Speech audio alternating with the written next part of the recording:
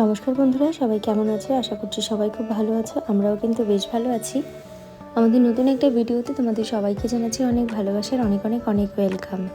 ভিডিওটা করার প্রায় 3 থেকে 4 দিন আগে সেদিন হঠাৎ করেই এক জায়গায় নিমন্ত্রণ হয়ে গিয়েছিল। মানে বাবানের বাবা আগে যে অফিসে কাজ করতো সেই অফিসের ম্যানেজার এসেছিলেন আমাদের এখানে, মানে আমাদের বাড়ি থেকে একটু দূরে ওই দাদাটার বোনের বাড়ি। তো সেখানে এসেছিলেন সবাই মিলে আর কি, ঠিক করেছে একটু কাছে পিঠে একটা সুন্দর পার্ক আছে গোবরডাঙ্গাতে, সেখানে গিয়ে সবাই একটু দুপুরে জাস্ট খাওয়া দাওয়া করবে। আর এইদিকে দেখো আমার বরের কাণ্ড। ওটার একটা প্রচলিত একটা নাম আছে পার্কটার, যেটাকে আমরা সবাই মানে প্রচলিত ভাষায় আমরা ওটাকে বলে থাকি কোচের বাগান। আর ভালো যে নামটা হলো সেইটা হলো কঙ্কনা বিনোদন পার্ক। তো আমার বরকে সেই নামটাই বলেছিল, ও সেই নামটা বুঝতে না পারার দরুন ওকে দাদাকে বলেছে মানে লোকেশানটা সেন্ড করতে। তো লোকেশান ওয়াইজ আমরা যাচ্ছি, রাস্তাটা আমরা চিনি, একদম গোবরডাঙ্গা কলেজের পাশ দিয়েই চলে গিয়েছে। কিন্তু সেই রাস্তাটা ভাইরে ভাই আমাদের কত দূর দূরান্ত থেকে ঘুরিয়ে পেঁচিয়ে তবে আমাদের গন্তব্যস্থলে যেতে হয়েছে।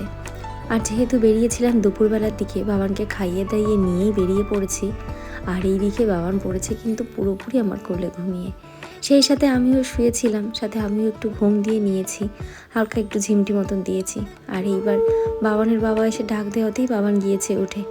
আর এখানে এসে চারিপাশে এরকম পরিবেশ দেখে ও না বড্ড খুশি হয়েছে, বিশেষ করে এই যে পশু পাখিগুলো রাখা রয়েছে সেইগুলো দেখে, ডাইনো, তারপরে হরিণ, আরও ও যা যা পছন্দ করে সেইগুলো।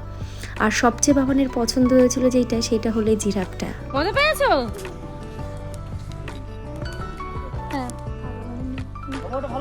এবার ওটা ভালো না, পুরি আনন্দ, লাফিয়ে লাফিয়ে যাচ্ছে ক্যাঙ্গারুর মতন। এই শোনা, আয় একটু স্লিপারে ওঠায়, আয় আয় আয়।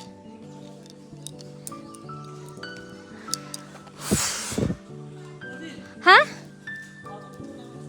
আচ্ছা আচ্ছা,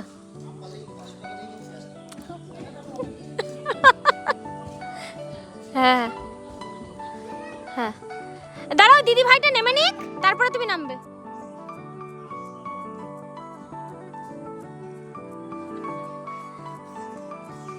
নামো আস্তে আস্তে নামো।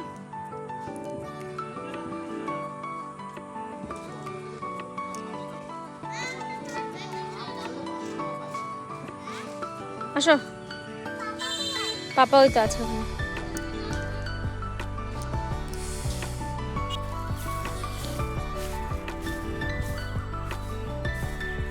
বাবা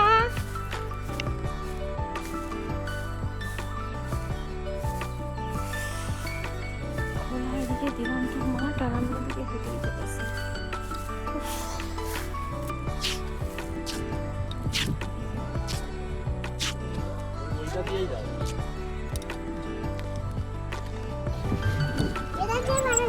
ওই তুমি প্যাডেল করো বাবা, মার মতো করে প্যাডেল করো। ওরে ধরে রাখো। আরে পড়বে না, বিরাট সাহস, সাহস না, আমাদের অত সাহস নেই। পুরুষ মানুষের সাহস থাকবে নাকি তোমার ভাইয়ের মতো মেয়েদের সাহস থাকবে? এবার ওইদিকে ঘুরে যাচ্ছে বাবা, দাঁড়া একটুখানি, ওইটা মা আসলা ভালো দেখলি বাবা, চুপ করে বসে থাকো তাহলে মা এসে এখন বসেছি বাবুকে খাওয়াতে। এইদিকে রয়েছে, ওখান থেকে আস্তে আস্তে হয়ে গিয়েছিল না আমাদের অনেক রাত, সেই জন্য সন্ধ্যাবেলার দিকে দিদিটাদের বাড়িতেই বাবানকে একটু খাইয়ে নিয়েছিলাম। রাত্রেবেলা ওই জন্য এসে আর খাওয়ানোর চাপটা ছিল না। এটা হলো তার পরের দিনের ভিডিও। আমি যেখানেই যাই না কেন সেদিনকে এসেই আমি চেষ্টা করি ঘরের সমস্ত জিনিসপত্র সরিয়ে সরিয়ে মোছা ঝাড় দেওয়ার। কারণ কি বলতো, আমাদের বাড়ির চারি সাইডে প্রচুর জঙ্গল, তো সেই জন্য প্রচণ্ড ভয় লাগে। আর সেদিনকে বাড়ি থেকে বেরোনোর সময় শুনলাম পাশের বাড়িতে একটা মানে বিষাক্ত একটা সাপ দেখা গিয়েছে। সেইটার দরুন আমার ভয়টা মনে হয় আরও বেড়ে গিয়েছে। যেখানেই যাই না কেন দরজাটা যদি সামান্য একটু খোলাও থাকে, সঙ্গে সঙ্গে ঘরে মানে ঘুমাতে যাওয়ার আগে আমি চেষ্টা করি ঘরের সমস্ত জিনিস সরিয়ে সেটাকে পরিষ্কার করা। বাট খাটটাকে তো পারি না, তো ওটার তলাটায় ঝাড় দিয়ে দিই কোনো মতে। প্রায় পরপর 3 দিন আমাদের নিমন্ত্রণ ছিল, আর 3 দিন রিচ খাওয়ার পরে দিই দুপুরবেলার দিকে ভাত খাওয়ার ইচ্ছাটাই আমার চেপে গিয়েছে। সেদিনকে রান্না করেছিলাম একটু ভেন্ডি ভাজা, আর করেছিলাম ঝিঙা দিয়ে আলু দিয়ে জিওল মাছের তরকারি বাগানোর আমার জন্য।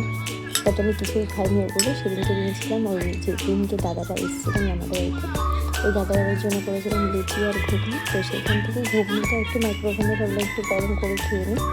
আর নিয়েছি সাথে ডিম সিদ্ধ, লুচি, আর নিয়েছি একটু দই আর কোল্ড ড্রিঙ্কস ভর্তি ভাত। এতগুলো খাবার খেয়ে এই খাবারগুলো খাওয়ার থেকে মনে হয় ভাত খাওয়াটাই আমার ভালো ছিল। মাঝে মধ্যে ভাতের বদলে এরকম একটু হেভি খাবার খেলেও কিন্তু বেশ ভালো লাগে। এটা দেখতে হয়তো হেভি না মনে হলেও কিন্তু সত্যি কথা বলতে অনেকটাই হেভি ছিল। সেটা এতটা ঘুগনি, তারপর ডিম সিদ্ধ, লুচি, দই, এত কিছু মিলিয়ে। আর দুপুরবেলা খাওয়া দাওয়া সেরে ভাত ঘুম হবে, এটা তো একদম ম্যান্ডেটরি আমার কাছে।